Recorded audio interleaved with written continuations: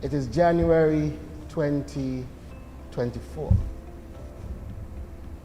Next year is 2025. We are on the eve of the time frame of our agenda. But today, January 2024, we have seen the presentations where the alignment of minds have come together to present a plan for agriculture that will see the 25 by 25 agenda realized by next year.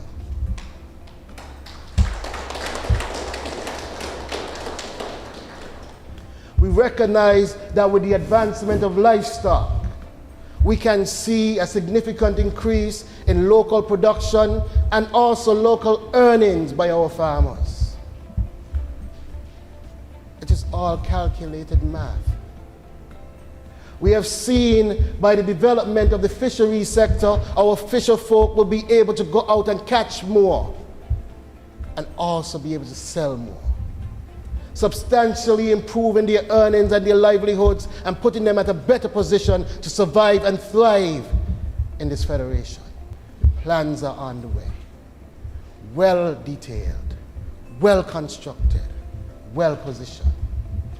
We have seen by the development of our greenhouse villages how if we repair the 30 plus greenhouses on St. Kitts and we add the 30 plus greenhouses in Nevis and the 45 greenhouses that we already have permission to purchase and install by the end of this year, we have seen that if we continue our development in orchard production and we establish the 100 acres of banana production as we intend to, that if we follow conventional practice and have 2 suckers for every plant that you put in, that's 300,000 banana trees. If each of them give you at least 40 pounds, that's 12 million pounds of banana. And if you sell banana at even $3 a pound, that is $36 million. We're talking about aligning visions to achieve something that could never be a bad thing for the country in any way. And so, as we chart our way forward, as we ensure that our farmers can produce, as we ensure that our locals can eat food grown, developed, and processed in St. Kitts, as we ensure that our people know what is going into their food and what they're putting on their plates, as we ensure that our fishermen and fisherfolk can go and brave those waves and understand that they'll be safe because we're monitoring, understand that when they come back there'll be a market prepared and ready for them for their local catch, understand that whatever excess they have can go into processing and become new products, and then our people can also benefit from that and preserve the shelf life. This is what we are here to do. And as the minister, I knew it was my duty to lead that charge. It was my duty to bring alignment to all the people within the ministry and within the country. And I knew it would not be an easy task. As I've said, you don't change culture overnight, nor do you change culture without resistance. And so as I heard all the resistance, I was never daunted. All I encourage the team is to stay focused and develop your plans. Use the data available to you and use your knowledge and put structured plans in place that you can at some point rely on what you're saying. And that with the support of our trusted friends and allies, such as the Republic of China, Taiwan, such as the Republic of Cuba, such as Japan, such as Venezuela, we have been able to see some of these realities come to life. When I went to Bareford's Livestock Center of Excellence a few weeks ago, and I saw where the hatchery project is at this point, I was pleasantly surprised. Because it was only at the end of November they said, well, we're about to clear ground. At this point, we almost see the completion of at least 4 buildings between the end of November to now. That just doesn't represent expedited construction and it's glorious because you've constructed 4 buildings. Let us give a perspective on what it represents. Poultry represents $20 million annually of our import. 20 million. This hatchery project will help us to make a significant dent in that sector. And when you couple that with the fact that we have been given a project this year to create a slaughtering facility for poultry, and you put them together, then you see the vision. You produce more hatchlings. You supply our farmers with these hatchlings. Our farmers raise these hatchlings, some for eggs, some as broilers. And then for the broiler section, you have a slaughtering facility. It means then you are prepared to challenge the poultry industry and the market that you have existing. That is $20 million. What does that mean for our farmers? It means that if they were able to hit that target successfully somewhere in this country, $20 million would have been shared amongst our people. This is something that I believe is important because at the end of the day, when I look at the crisis that we are suffering, we are diabetes, high blood pressure, all type of chronic diseases are tackling us as a country. When you look at that and you relate it back to the cost factor, a lot of it has to do with what we eat.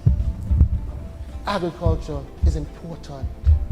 So when we talk about a sustainable island state and the transformation of St. Kitts and Nevis into a sustainable island state, you cannot have that conversation without having a true conversation on the development of agriculture. It can never happen. Why? Because without food, no work can be done. Without food, there's absolutely no survival. And so before you go out and try to play politics with agriculture, the objective is to make sure you do what has to be done to build it from the ground up. We're in a space where we could happily say we are on the right track. We are heading to a right place. And in many ways, I feel blessed to be the minister at a time like this, where our agriculture sector has never really had a true plan since maybe 1700s, where they introduced sugar. Because after the introduction and development of a crop for certain years, centuries in this case, you just run on the plan that you've already had. And to see a proper plan being injected into agriculture, and the buy-in of the ministry and the directors and the staff and the farmers and the community. You can't go anywhere right now and say 25 by 25 and nobody even has heard it before. So I'm happy. People understand what the plan is. The idea now is to show them how we will execute on that plan effectively. And our farmers are happy with it. We have over 150 farmers already signed on to what crops they want to grow to be a part of this journey. Over 150 already signed, saying, I want to be a part of this. This is what I want to do. So this isn't just talk. It's a structured planning, a structured process. And I feel blessed to be the minister at this time. I want to thank the general public of St. Kitts and Nevis, because again, we cannot achieve this without the complete buy-in of everyone. The backyard farmers, small stakeholder farmers, large stakeholder farmers, livestock farmers, fisher folk, and the other areas of the agricultural sector. One of the areas we have not touched on much is the exotic animal area and exotic plants. That is a huge area waiting to be developed. Exotic fish, exotic birds, exotic flowers. All of these things we are talking about. So if we can rear them here, being just merely hours away, what do you think the possibility is? But these are the things that you learn by communicating and exposing yourself to what is happening in the global atmosphere.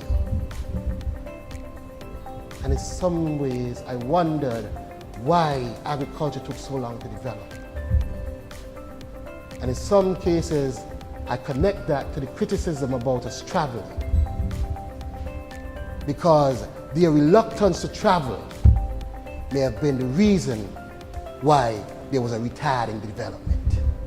Because they don't understand what is happening in the global atmosphere. And so we will continue to build agriculture. All hands on deck. Mine, yours, the country, the region, the world. All hands on deck. And ensure that St. Kitts and Nevis becomes, as I've always said, the mecca of food production in this part of the region. Thank you all for being here.